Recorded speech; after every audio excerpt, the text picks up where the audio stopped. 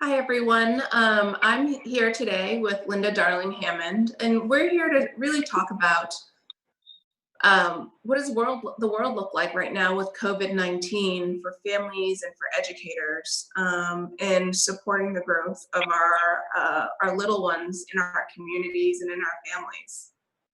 At CZI, the Chan Zuckerberg Initiative, we're working on how do we provide a quality education to all kids by working closely with teachers, giving them the tools and resources so that every student has what they need to both support their learning and their well-being. Those two go hand in hand. And more than ever, those two parts of the whole child need to come together. As a part of our response to the coronavirus pandemic, we've committed more than $5 million to be able to support the social and emotional health, mental health of families during this pandemic. In addition, CZI has committed $1.6 million to increase resources to students, families, teachers that are impacted by the school closures. We have a website that we'll share the link of where there are resources from Sesame Street, Wide Open School, and we'll be adding the resources that Dr. Darling-Hammond have shared from the Learning Policy Institute. All really awesome resources that can be adapted to all types of different contexts, learning differences, different languages, different home environments to make sure that you can meet your needs and be successful. But let me get to the most important part of today, introducing Linda Darling-Hammond. She's one of our preeminent education researchers, the CEO of the Learning Policy Institute, the president of the California State Board of Education, and a professor emeritus at Stanford University. Thank you for joining us, Linda. I'm so thrilled to have you here today. Terrific to be here. So let's start with what a lot of us parents and educators everywhere are thinking about. What do I need to be focused on right now? There's trying to feel like you need to make school happen at home, but also feeling like there's a lot of questions around their social emotional health going.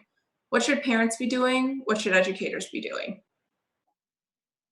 Well, I think, for parents, they're becoming educators in certain ways, but it's important to realize that you don't have to be a full-fledged teacher. You don't have to, make sure that your kid makes a year's worth of progress in, a year's worth of time or whatever. You have to find a way to support them in their learning.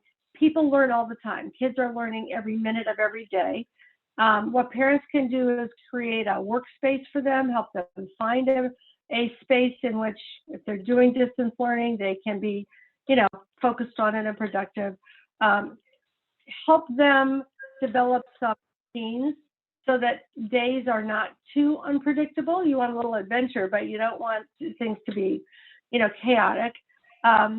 There are cross-cutting skills that we all learn in life that are cognitive skills that cut across all subject matters that you can develop in the home. Observation, being observant, asking questions, recording what you see, a sort of a little scientific method kind of learning, researching things, counting, measuring, talking, discussing, reading. So there are ways to kind of fit those regular aspects of learning into many, many home activities, as well as whatever's going on in distance learning from the school. You can provide interest and discussion around whatever your child is learning through distance learning and an authentic audience, including not only yourself, but remember there are grandparents and aunts and uncles and others that you can get online and say, why don't you tell so-and-so about the project that you're doing? And as a so-and-so, a grandparent, I know I'm excited when my kids and grandkids want to tell me things. And then I give them a different experience, a different audience. It makes the learning much more authentic. Think about how, as a parent, you can turn things that you would normally do into learning opportunities, because you don't want your kid to be online, even doing Zoom with their teacher every minute.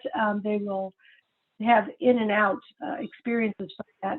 But you can, for example, watch a cooking show with them and then make your own recipe and maybe video your own cooking show. And then, maybe ask them to change the size of the recipe. And depending on the math skills, they could double it, or they could increase it by 2.5 times, or some other, more challenging fraction. So there are ways that you could just, bring learning into common everyday activities as well. But be forgiving of yourself and of your child. Understand this as a time when not every minute has to be spent in the most productive way possible to get the greatest gain possible. Use it as an opportunity for bonding. Use it as an opportunity for exploring, and include in that exploring feelings. Letting your child, finding out how they're feeling. If they seem stressed, what might they be stressed about? There's a lot of anxiety in the environment now, and kids pick up on that. They're little sponges for feelings. And it's a great opportunity to help them learn to talk about their feelings. And there's some great resources for that too, that you can access at the CASEL website, Collaborative for Academic Social Emotional Learning, Stanford Harmony. They all have toolkits for parents around social and emotional discussions as well. That's great. Thanks. Well, thank you for sort of naming that we don't need to optimize every single minute for our kids. I know that personally sometimes we just I just need August or Max to video chat with grandma for a few minutes, or this afternoon we're going to watch The Sound of Music together. And hopefully that's okay, because that's what I can manage right now. Yeah. And we have a little poster at home with a different feelings chart from similar to something from CASEL. And my 2-year-old likes to mimic the faces and stand there and practice the faces. So there's all sorts of ways to talk about it. And I just realized that the little sponge idea, I think about the social and emotional well-being of kids all the time, but I just realized for my own children that I have a kid who's acting out right now. Oh, what is she absorbing? And what is she noticing that the world is suddenly different for her? And, we have, go ahead. I was going to say, helping her to have the language for that. I love the idea of the little faces, because even before you have words, you can show how you're feeling. But, helping kids to have language for their feelings and then helping them learn ways to process them is huge. I mean, that's a set of skills they're going to use throughout life, and that's very productive learning time. Yeah. And I think one thing that's come up is how to manage this world. And you have a big responsibility thinking about the education of children across California.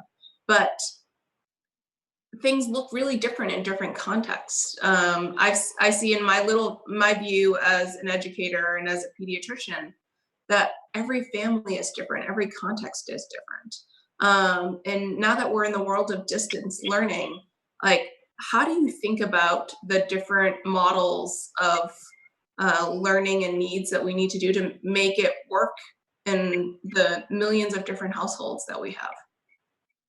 Yeah. Well, households are really different right now, and we have a huge equity gap in the society generally, by income and opportunity and access. We have a huge digital divide. So, some households have multiple computers and others have none at all. And in fact, as you know, because thank you very much for CZI's contribution, we have a digital divide fund that we created at the state to start to close that digital divide. About 1 in 5 kids did not have connectivity or devices at home when the pandemic started. So, their form of distance learning was if they were getting some. It was packets from school to sort of fill out, and sometimes phone calls from teachers. Teachers have been really trying in many cases to reach out to kids, but not this opportunity that we have with each other to see each other and really engage. And so we're really needing to close that divide, and we're committed to having closed that divide by fall. So that once and for all, every kid in pre-K through 12 has got that access. Now, the way in which it's used is going to be different. Little kids will spend less time, learning formally online, and many teachers have little schedules for them, which include go out and play, spend some time, talking to your parents about X, Y, or Z. Read a story. There are some digital storybooks, and there's some resources for digital stories, but there are also real books, and those are part of the process as well. We have teachers in California who are having Zoom discussions with their students and meeting their high school classes on Zoom on a regular basis. And then we have teachers also holding office hours so that kids can call in and share concerns, problems. Some of that time needs to be used for check-in around feelings, around trauma. There are a lot of families that are losing employment, are experiencing illness, are experiencing difficulty paying the rent, because of unemployment. So it's really important that we think about this digital learning opportunity and connection as both personal and human, and supporting kids as they're working through this time, as well as academics. And I think that a lot of great examples are going on across the state in which those things are being blended. What are some resources that you recommend for families to be able to talk about the feelings and what's going on in kids' lives in the world of coronavirus? Well, one of them is CASEL, the Collaborative for Academic, Social, and Emotional Learning. There's a website, CASEL, you can find it, and it helps with a lot of resources for handling feelings of anxiety and stress and helping kids process those feelings and know what to do with them. A lot of schools are deploying teachers, counselors, school psychologists, social workers to be available. And so part of it may also be helping them then make those connections where those are needed. In addition, Stanford Harmony has a Harmony at Home set of resources that help do everything from parents help kids develop empathy, also deal with issues of, problem solving, social relationships, and dealing with bias. One of the unfortunate things about the way that the pandemic has been handled is that there's been some, racializing of blame, saying, oh, this came to us from China or, whatever. So a lot of Asian Americans have been experiencing discrimination as a result of that. And there are tools on the websites I'm talking about to really help your kids if they're experiencing or seeing that kind of dynamic, to really learn A, the facts, and B, to take on a very different stance around inclusion, diversity, and the way in which they interact with other human beings and understand the world. So all of those things are part of the environment now that we have to deal with. Yeah. It's a lot. It's a lot of big ideas and sort of big feelings that kids need a way to process those. Thanks for sharing those resources. We have a comment or question from Erica, who brings us to the more academic side. Question is, what online teacher calendars can parents use to create schedules, lesson plans, and tracking progress for success? She also asked about how do we learn about school requirements and benchmarks that families or kids should be working towards. Well, in terms of developing schedules and plans and activities, there's some great resources. One of them is Wide Open School, and it actually goes grade level by grade level with sample schedules and activities and access to curriculum resources. Another one is Bridge International Academies, and they have, for each week, you sort of a plan with activities at each grade level for each subject with a little bit of daily homework and a digital storybook every day and so on. So those are ways that if the school is not sending a schedule and organizing your students' time, there are other resources that you can tap to do that. Digital Promise is another resource that has materials by grade level, and you can kind of see what is the usual set of work that kids are doing at a grade level, and then figure out though what your child is. There's something we call the zone of proximal development, which is what's a child ready to do with a little bit of help. And you don't want to drown them with something that's way over their head, and you don't want to bore them with something that is something they've done 100 times before and are no longer interested in. Although repetition is a good thing, and sometimes kids like to do things over and over again, and that's perfectly fine. But just to find that place where with a little help they can continue to make progress and be challenged just the right amount. And so some of these resources, you can kind of play with it and try some different things and sort of figure out where your child's comfort zone is, and then help them move a little bit in that comfort zone. Yeah. And Erica was hinting towards sort of like getting back to school in the fall, which we're all sort of like both looking forward to and like have a lot of questions about. What is school going to look like next year? And could you help sort of share sort of what you think school might look like next year? Yeah. Well, we're all trying to figure it out. But I would say the name of the game, and one of the traits that we can all develop this year and help our children develop, is flexibility and adaptability. Because it's, first of all, some districts are going to continue for kids who can do it and may need to do it more learning into the summer, because we did have a break, and school districts are in different places about getting tooled up for learning and even finding kids and getting them devices. Schools are likely to start at different times next year. County health offices are going to be letting us know when the 6 criteria that the governor laid out are in place, in terms of having bent the curve sufficiently, having sufficient medical facilities available, having the capacity to still distance kids from each other at school if that's necessary. We may see schools actually doing blended learning, so that you go physically to school Mondays and Wednesdays. Half of the kids may do that and do digital online learning the other days. And the other half of the kids may go Tuesday, Thursday, because they still need to be 6 feet apart in the classroom. We might see schools start up, and then if COVID comes back with a surge in the fall, as some people think is possible, they may have to close down again.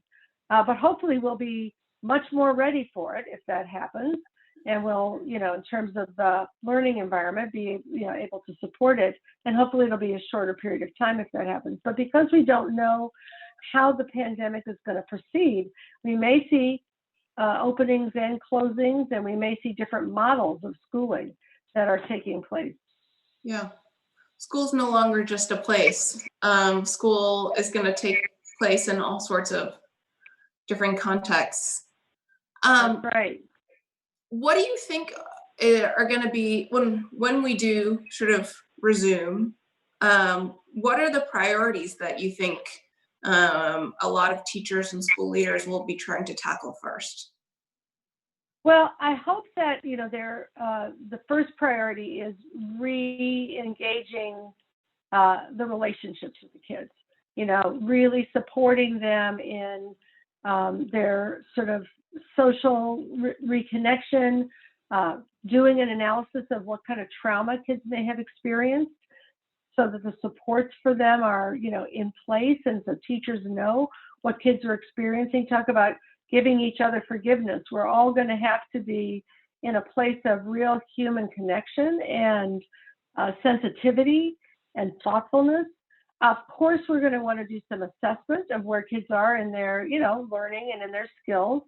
There are already a lot of superintendents and educators of every role thinking about how to do the right kind of supportive catch up, if you will, getting kids back in the groove of the more traditional kinds of school learning, and doing that in ways that can, accelerate what they learn. But it's really important to recognize that that kind of acceleration can happen, and I think it's important that we think of it as embedded in exciting and authentic and engaging forms of learning, not sitting, in a remedial space, doing test prep. Because when kids are supported and they know that they're going to be enabled, they can learn at a very rapid rate, as long as the tools are in place for them. And I hope that we will not see schools, doing sort of wholesale grade retention. We've got a lot of research that shows that typically does not work well to advance kids' learning. It works better to give them the environment in which they can work with peers and accelerate their learning than be feeling like they're going back to repeat. There's a stigma that can come with that. Once kids adopt an identity that says, I don't think I'm good at school, I don't think I'm good at math, I don't think I'm good at reading, that actually becomes a bigger impediment to their success than the actual skills, which can be, worked on relatively quickly. I hope we'll use some flexible models. There are lots of ways that, kids can quickly in small groups engage in developing reading skills, engage in, moving forward in their math skills. So I expect that we'll see a lot of differential ways of doing this, and some of that also will be blended learning. Depending on kids' ages and so on, there are both teachers' tools and computer tools that can come together to enable kids to make progress in the ways that they need. I think more than anything, it will be a delight for kids to be able to see their friends, some of their friends at least. And Tilku asked a question about the importance of meditation and mindfulness in student learning. And I think that relates to the skill of flexibility that we all need to be practicing right now. And I know that I have a kid that in particular, like really we need to focus on flexibility for. Like, how would you encourage families build in ways for their child to both be mindful and be practicing that flexibility?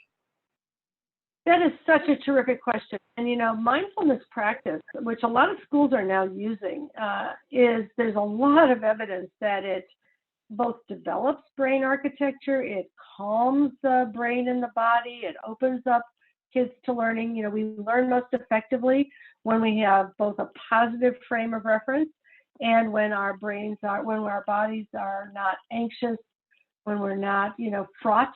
And so even a couple of minutes of mindfulness, just kind of taking that breath in that moment, when kids learn how to practice it, they find it so helpful. Teachers too, really, really helpful in enabling more effective learning, as well as sort of, emotional calming and better behavior and all those kinds of things. So totally recommend it.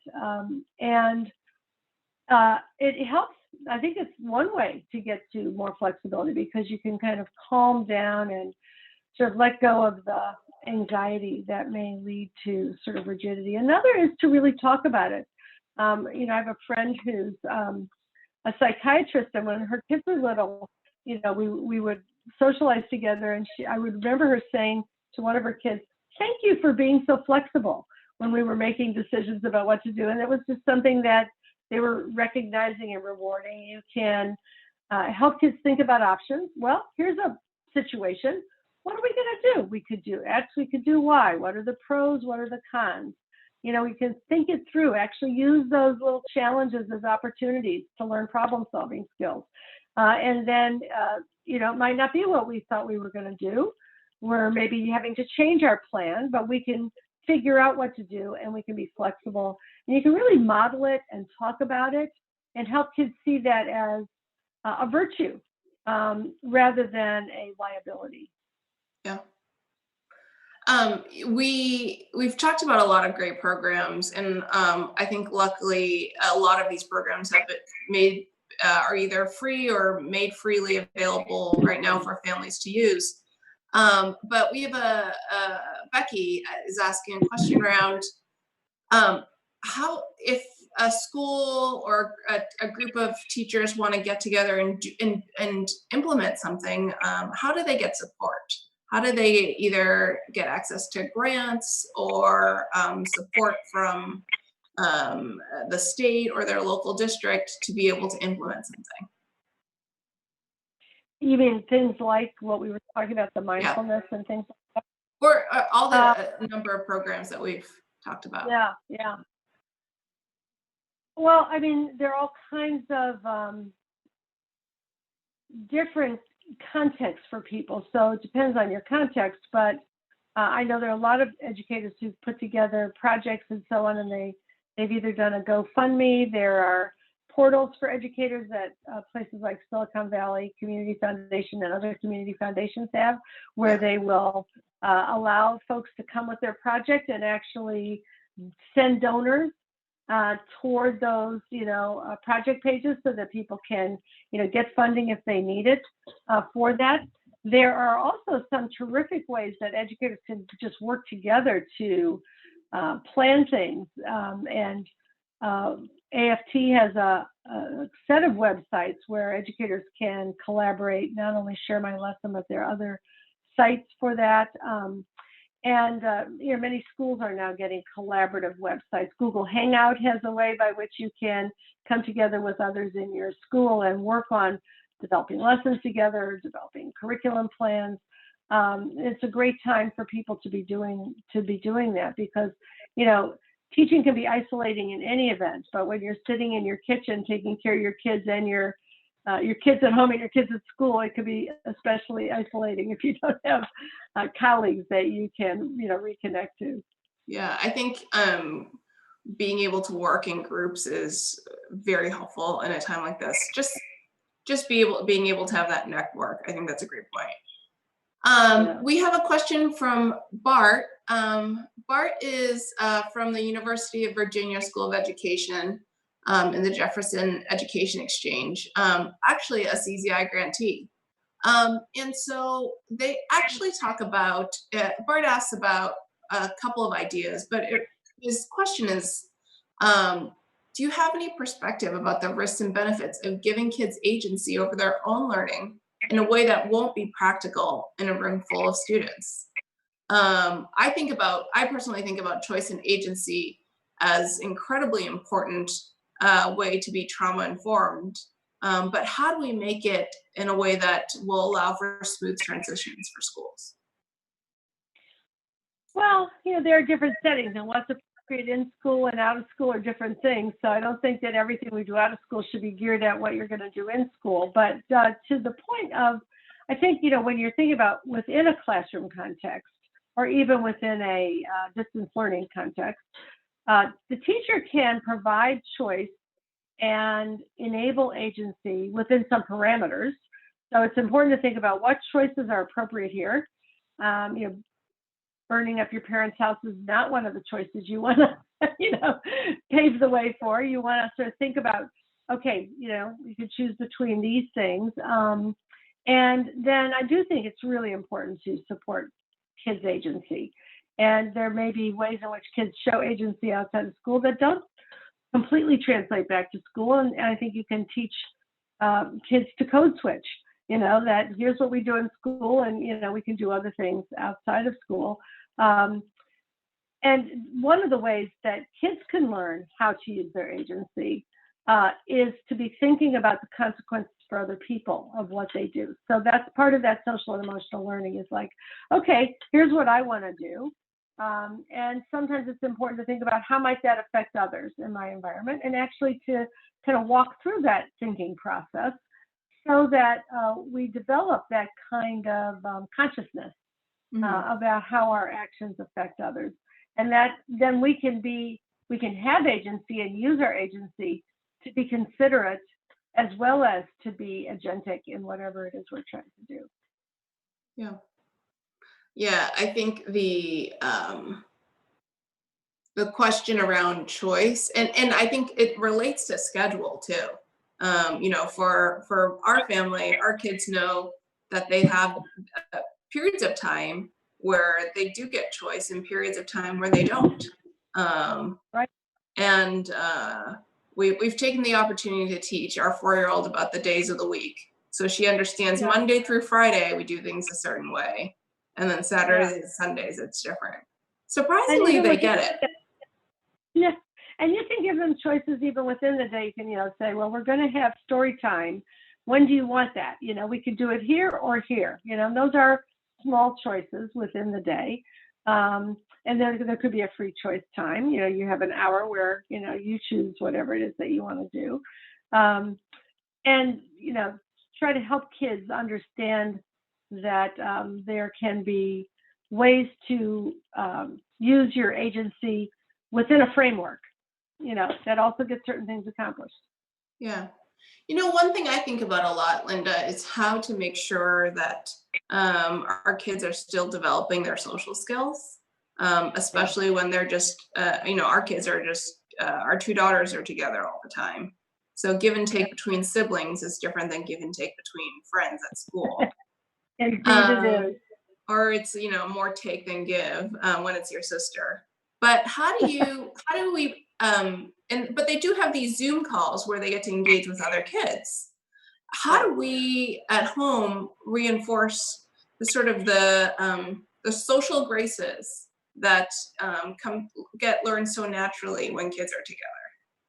Well, actually, among the things that are resources online, this Sanford Harmony at home, it actually has for parents to use modules with kids around communication with other kids, around problem solving, and around peer relationships and social skills. So, there are some terrific tools that you can actually access that will help you with lessons that you can kind of use with your own kids, and video clips, which allow kids to see certain things at play, like, how do you share things, or how do you ask questions of the other person so that you can hear what they have to say?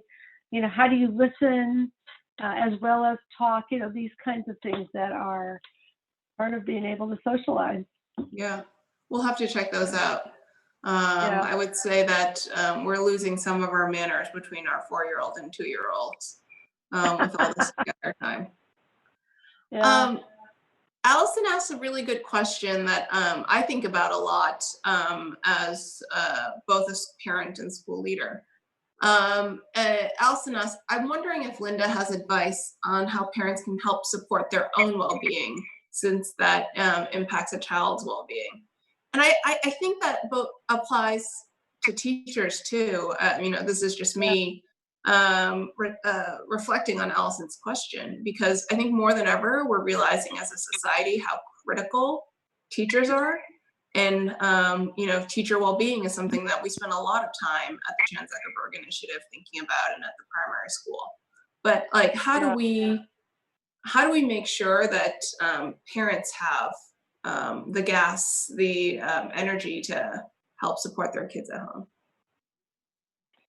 It's a great one. I think we already mentioned the fact that it's really important to be sort of self-forgiving, that, that you can't, make every moment of every day, a shining light in the educational galaxy. That, there's got to be downtime. There's got to be just, relaxed time. There's got to be the opportunity to catch up with yourself and not be in the middle of, all these other activities.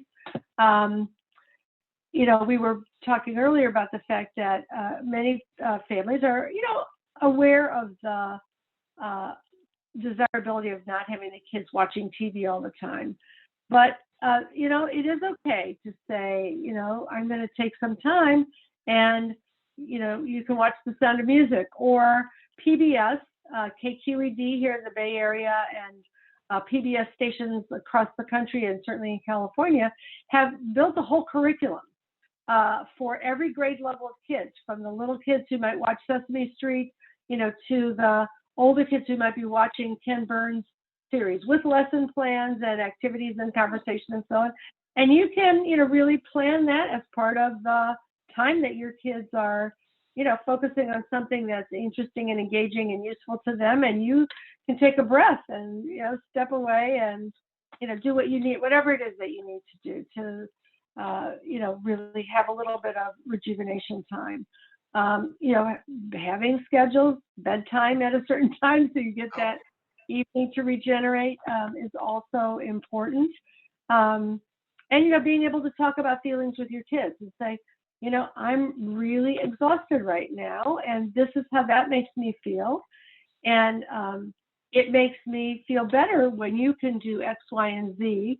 When I'm exhausted, if you can be, a little bit helpful on X or a little quieter about Y, that makes me feel better. And your kids are very attentive to that. And so, also being able to talk about your experience and your feelings as an adult and your own needs, not only with your kids, with your partner, whatever the situation might be, is really important.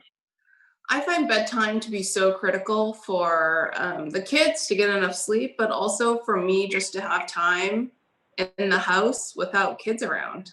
And so we are not, even though, the start of the day can technically look a little different, it's critical to us that the kids get to bed so that there's time where you don't have to be worried about what the kids are or aren't doing. Yeah, absolutely. Depending on the age of your kids, you want to take this opportunity, as my son recently did, to childproof the house so that you're not as anxious when they're up. And then, they actually had a process of sort of sleep training with their little baby so that they would know that he would know there was a schedule and they would know it, and they could, continue to do other things they needed to do and be sane Yeah. at the same time. Yeah. Is there anything that we haven't covered that you think we should talk about? Oh, wow. There's so much. I guess, with respect to the distance learning piece of it, I do want to, we've talked about the curriculum side of it. And, right now, a lot of districts are just getting in gear, last week, the week before this week coming up to engage in distance learning. I think that it's probably a useful thing that a lot of schools are making the decision to make grades optional, do credit, no credit, so that there's less stress, or give kids the grade that they had before school was, let out, so to speak, but let them improve on that grade, but not, hold them harmless for everything they've accomplished to date and only look for forward momentum. Some teachers are doing fabulous things. There are places around the country, including California, I know in Fontana and some other places, teachers actually made caravans with their cars and went through the kids' neighborhoods and had on them. So and, sweet. Love you, we miss you. Don't forget to do your reading, and the kids would come out with the parents and sort of have little signs and so on. So I think, maintaining those personal connections as well as thinking about the academics is just, really, really important. So I'm so happy at the ways in which people are thinking about maintaining that in this time. That's going to go a long way towards, kids feeling secure, having a brain that's open for learning. We know from learning science that you learn more effectively when you are calm, happy, you feel safe, you feel secure. And so, making sure that foundation is in place. And then whatever else they're encountering is going to be a good learning experience for them. Yeah. Well, thank you so much for spending the time. We'll make sure that all the resources that you've named will be listed on the Chan Zuckerberg website, along with a lot of great work that our grantees are doing to make sure that families and teachers have what they need at this time. And thank you for all the work that you're doing to make sure that as a state and as a community, we're doing what we can to prepare for whatever this new version of school that we're moving towards, so that our kids keep learning, growing, and are happy and healthy. I really appreciate you. Thank you. I appreciate you too. It's great to talk to you. Okay, bye now.